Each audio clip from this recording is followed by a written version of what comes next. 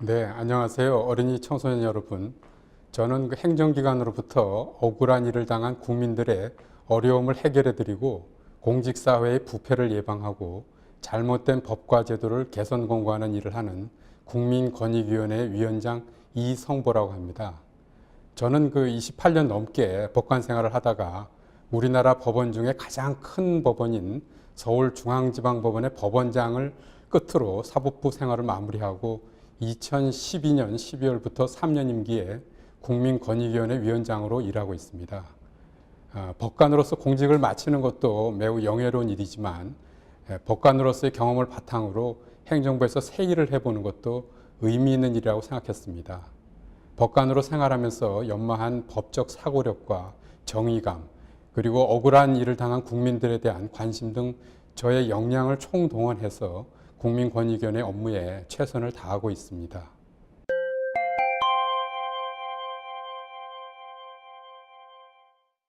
네, 롤모델이라고 하시니까 조금 쑥스럽긴 한데요.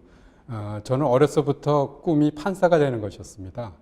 나쁜 범죄자에게 엄한 처벌을 가하고 억울한 사람의 누명을 벗겨주는 한편 개인 간의 민사적 분쟁에 있어서는 정의에 합당한 판결을 하는 판사라는 직업이 매우 보람 있는 일이라고 생각했습니다. 저를 키워주신 부모님께서도 너는 커서 법관을 하면 좋겠다 이런 말씀을 많이 하셔서 어릴 때부터 법관이 되어야 되겠다는 생각을 자연스럽게 했습니다. 법관이 되겠다는 생각으로 학생 때 공부를 열심히 해서 법과대학에 진학하고 또 사법시험이라는 것을 합격해서 1984년도에 제가 판사가 되었습니다. 제가 어릴 적에 꿈을 꿨던 그 법관의 길을 지금 무난하게 걸어온 것은 저에게는 커다란 행운이라고 생각이 들고 저를 많이 보살펴 주시고 도와주신 부모님을 비롯한 주위의 많은 분들께 늘 감사한 마음을 가지고 하루하루를 살아가고 있습니다.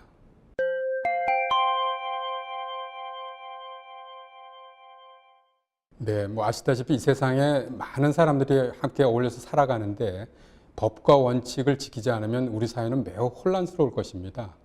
권력을 가진 사람이 힘이 있다고 해서 권력을 가지지 못한 사람의 물건을 마음대로 빼앗는다든가 또 운전하는 사람이 교통법규를 준수하지 않으면서 다른 차량이나 지나가는 행인을 치고도 아무렇지도 않게 살아간다면 이것은 결코 문명사회라고 하기가 어렵습니다.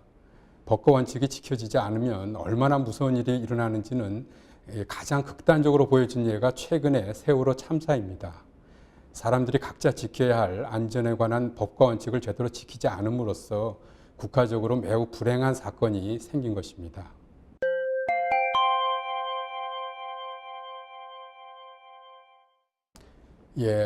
법은 잘 알다시피 그 사회 질서를 유지하기 위해서 정해놓은 약속입니다. 그런데 이런 법을 잘 지키려면 사람이 태어나면서부터 가지고 있는 욕망이 있는데 이거를 적절히 이렇게 억누르고 또 조절하는 것이 필요합니다. 그래서 법과 원칙을 지킨다고 할 때는 이런 그 어떤 욕망과 배치되는 그 행동을 해야 되기 때문에 지키기가 쉽지 않게 이렇게 느껴집니다. 또 한편으로는 법과 원칙이 너무 엄격하다든지 현실과 맞지 않는 경우에도 사람들이 법과 원칙을 잘 지키기 어려울 것입니다. 제가 그 대학교 다닐 때 어떤 법이 있었느냐 하면 이 남자가 머리를 막 이렇게 길게 기르고 다니면 그걸 그 장발족이라고 해가지고 잡아다가 이렇게 처벌하는 그런 법이 시행된 적이 있습니다. 만약 지금 이런 법이 있다면 사람들이 잘 지킬까요? 아마 현실에 맞지 않아서 잘 지켜지지 않을 거로 생각합니다. 또 우리 사회가 학연이나 혈연, 지연 등 이런 것들 그 어떤 연고주의에 젖어 있는데 이런 사회에서 가까운 친인척이나 학교 동창 등 잘 아는 주변 사람들의 부탁을 하나하나 이렇게 들어주다 보면 법과 원칙에 어긋나는 경우도 많이 생길 것입니다. 이런 것들이 우리가 법과 원칙을 지키기 어려운 그런 원인들이 아닐까 이렇게 생각합니다.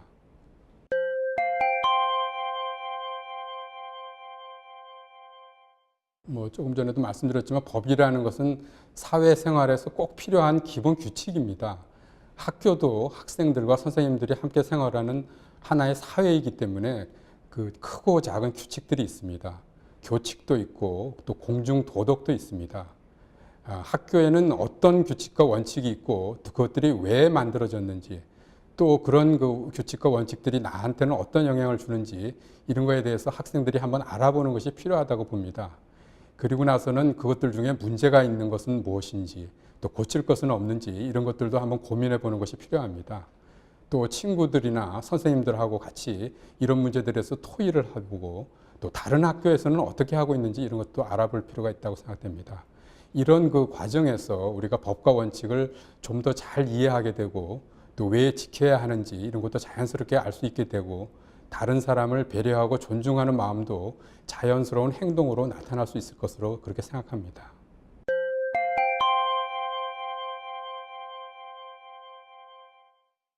네, 저희 그 국민권익위원회 산하 기관으로 청렴연수원이라는 게 있습니다. 그래서 저희 청렴연수원에서는 청소년 여러분들이 학교나 가정에서 정직하게 생활하고, 또 친구들 사이에서 믿음과 신뢰를 나눌 수 있는 청렴의식을 높이기 위해서 올 한 해 총 4,000명에 가까운 학생들을 대상으로 청렴교육을 실시하고 있습니다. 금연교육을 예를 들면, 금연교육의 경우에 이미 이제 어른이 다 된 부모 세대를 대상으로 하는 것보다 담배 피는 부모를 가진 그런 학생들을 대상으로 하는 것이 좀 더 효과적이라는 연구 결과가 있습니다. 이런 연구 결과에 비춰볼 때 법교육이나 청년교육도 학생들을 대상으로 하는 것이 매우 중요하다는 인식을 가지고 있습니다. 그래서 저희가 학생 상대의 청렴교육에 좀 더 힘을 쓸 생각을 가지고 있습니다. 또한 그 저희 청렴연수원에는 선생님들이나 청소년 여러분들이 관심을 가질 만한 아주 재미있고 흥미로운 청렴교육 프로그램이 많습니다. 언제라도 방문해서 이런 것들이 무엇이 있는지 좀 알아봐 주시면 감사하겠습니다.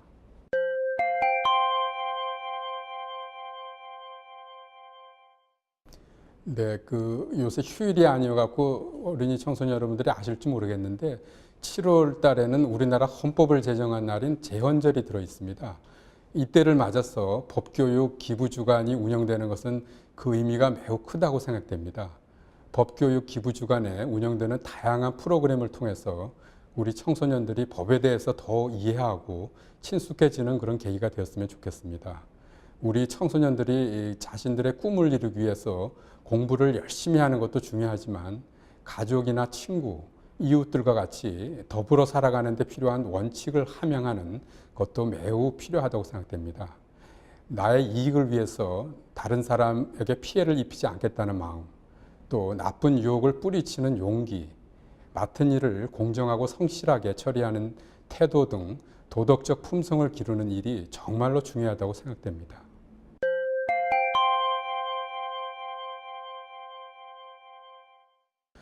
법과 원칙을 지키는 것은 당장에는 조금 어렵고 불편하게 느껴질 때가 있습니다. 하지만 힘이 있는 사람이든 힘이 없는 사람이든 똑같이 법을 지키고, 또 어기는 경우에는 똑같이 처벌을 받을 때 우리 사회는 법과 원칙이 잘 지켜지는 공정한 사회가 될 것입니다.